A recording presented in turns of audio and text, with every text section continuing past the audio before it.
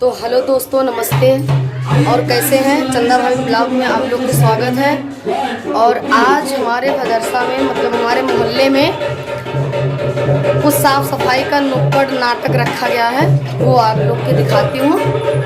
और आइए चलिए बाहर चलते हैं।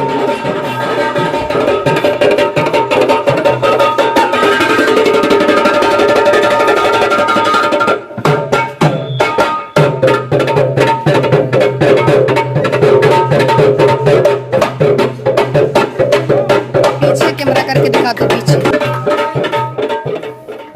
देख लीजिए ये साफ सफाई कितनी जरूरी है। और आप लोगों की कुछ गलतियों की वजह से ये नाली चौक हो रही है, तो इसलिए आप लोग साफ सफाई रखने, उसी पर आधारित है हमारा नाटक। तो कहना है सीधे चलो अपने नाटक की तरफ, है ना भैया? नाटक की तरफ चलते हैं। अरे चल पड़े कदम अब तो गाँव की ओर, चल पड़े कदम अब तो गाँव की ओर, गाँव की ओर चले गाँव की ओर, गाँव की ओर चले गाँव की ओर, चल पड़े कदम अब तो गाँव की ओर, चल पड़े कदम अब तो गाँव की ओर। हीरा का गाँव ये तो धनिया का गाँव, ये तो धनिया का गाँव, लहलाती फसलें पीपल की छाँव, लहलाती फसलें और पीपल की छाँव, चल पड़े कदम अब तो गाँव की ओर, चल पड़े कदम अब तो गाँव की ओर, गाँव की ओर चले शहरों की ओर, गाँव की ओर चले शहरों की ओर, चल पड़े कदम अब तो स्वच्छता की ओर, चल पड़े कदम अब तो स्वच्छता की ओर, चल पड़े कदम अब तो स्वच्छता की ओर।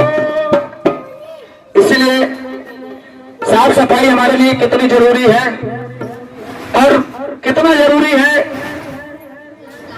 पॉलीथीन से बचना, उसी पर आधारित है हमारा ये छोटा सा नाटक।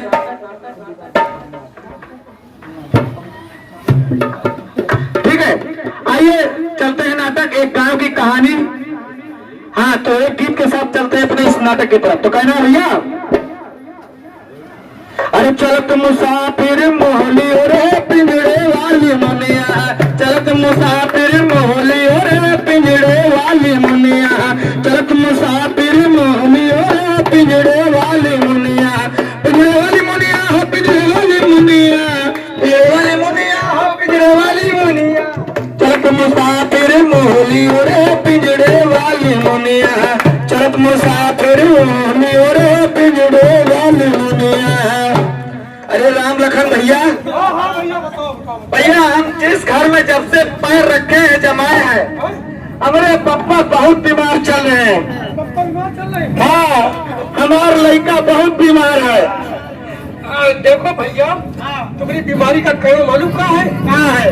तुम्हारी बीमारी का मेन कारण है गंदगी।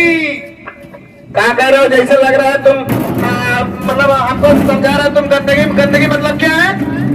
तो हमारी बात का पूरा मत मानो, जो सच्चाई हो तो सुने पड़िए। हाँ। गंदगी का मतलब मान लो अगर आसपास गंदगी होती है, हाँ, उसमें मच्छर पनपते हैं, बैक्टीरिया पनपते हैं, वो उड़ते हैं, हमारे भोजन पे बैठते हैं, हम खाते हैं, हमारे परिवार के लोग खाते हैं। यार तुम गंदगी गंदगी मालूम करो, लग रहा है पप्पा मारने पड़ गए हैं। देखो ऐसी हमार किडनी बहुत गिराए रही भैया। किडनी ये नहीं होती भैया, पता ही नहीं चल रहा, दिमाग को नहीं काम कर रहा, बहुत बीमार है भैया। अरे पूछो नहीं, क्या हो रहा है तुमका? अरे बेटा क्या बताएं, खांसी बहुत आ रही। खांसी आती है? जी बात जबा हाँ करती है। यही लग रही भैया। अरे वाह, बहुत बढ़िया। अब तो इनका बता भैया कैसे काहे लिए हो रहा है सब? देखो ऐसा है, हो देखो भाई, हो सकता है तुम्हें खांसी आ रही है? और खाने वाने में स्वाद मिल रहा है कि नहीं?